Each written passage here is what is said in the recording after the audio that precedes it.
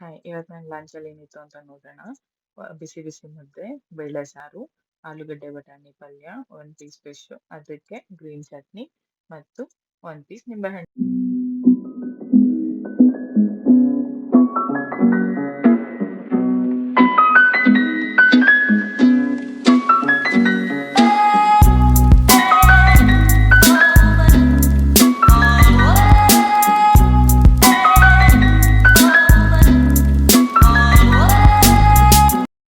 Hi hello, ಇವತ್ತು lunch ನೋಡೋಣ.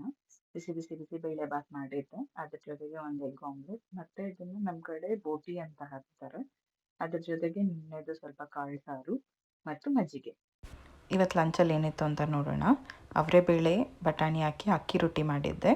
ಅದ್ರ ಜೊತೆಗೆ ಬಿಸಿ ಬಿಸಿ ಅನ್ನ, ಅಕ್ಕಿ ರೊಟ್ಟಿಗೆ ಉಪ್ಪಿನಕಾಯಿ ಮತ್ತು ನನ್ನ ಫೇವ್ರೆಟ್ ಇದಕ್ಕಿನ ಬೇಳೆ ಸಾರು, ಅದ್ರ ಜೊತೆಗೆ ಒಂದು ಈರುಳ್ಳಿ.